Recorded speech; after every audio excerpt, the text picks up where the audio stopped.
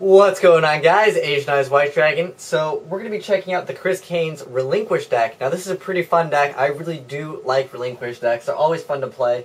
So let's help out ChrisCaine over here. So first off, everything's looked pretty solid to me, except for the things I personally didn't like. I wasn't really a fan of Pot of Avarice in Relinquish deck, just because it didn't seem like there was enough cards you want to put back, because obviously you have Preparation of Rites to put back your card and cycle through stuff. So I really felt like it was unnecessary. Plus, you kind of want to keep your lights and darks in there in the graveyard so you can get Black Lotus Soldier, Chaos Sorcerer, Dark Arm. And so, some things I took out. Jujutsu Master didn't really fit in because, obviously light and darks. Jujutsu Master is Earth, although Jujutsu Master is relatively good against Gladiator Beast, but there's really not really much Glad Beasts this format. I'd say Dark Worlds are kind of the thing you want to have a main deck against, and Deep Prison Smashing kind of helps against that. Plus, Releaser makes it so your opponent can't special summon, which is the best.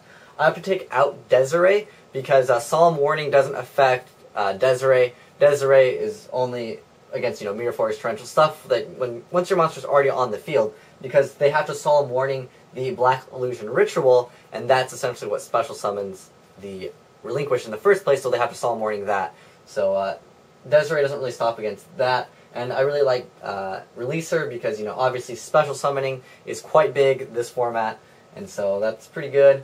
And then there was no Blockluster Envoy at the beginning, so we added that because Envoy is always good. He played a Chaos Sorcerer, and so we kept that in. I was going to take out Chaos Sorcerer for Envoy, but there was enough Lights and Darks. And then I detected one Thunder King. Obviously you have 3 Manjus, so pretty good. You already have enough Dark targets, essentially. And then pretty good, so Thunder King's good. Although remember, once you have your Thunder King out, you can't summon Manju and then search out cards, but, obviously if your Thunder King is sitting on the field, just leave your Thunder King and you'll be set, not to worry about anything. Then we threw in Dark Arm, because Dark Arm is pretty good. You have relatively good darks, and you're sending a lot of darks to the graveyard. Like, you can go set Tomato, get Sangan, set Sangan for Caius, and then search out whatever you need, and then essentially you can just kind of go into Dark Arm from that one Tomato. You can Tomato into Armageddon Knight, and then send one card, to the graveyard with Armageddon Knight, and then essentially you've got 3. So you can get a Dark Arm quite fast. So Dark Arm is definitely a good thing that we put in here. And then the Lance was kind of more of a tech. I was thinking about taking that card out, maybe for like a Trap Does Shoot, just because Trap Does Shoot obviously very good this format. But it kind of works. I mean, when your opponent has no outs to a Relinquish, sometimes they'll Dark Hole it because they have to, because they can't special summon. And so, Lance works against that. Plus, Relinquish will usually survive because it has a monster equipped to it, and that one will get destroyed. And then, you guys both take the damage.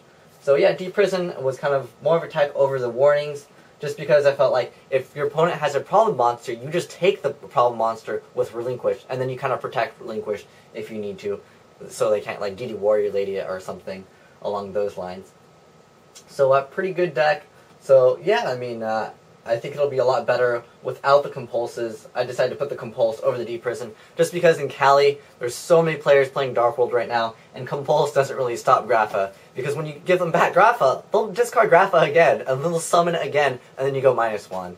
And, so yeah, that's my reasoning behind the whole no Compulses. Although it is still a good card, you might want to side deck it against other things like GBs. Pretty good, because obviously War Chariot will, say no to Relinquish's effect. But overall, pretty good deck. I hope you guys try this deck out and have some fun with it, because I really do like Relinquish. It's a really fun deck to play. But thanks for watching, guys. Asian Eyes White Dragon, signing out.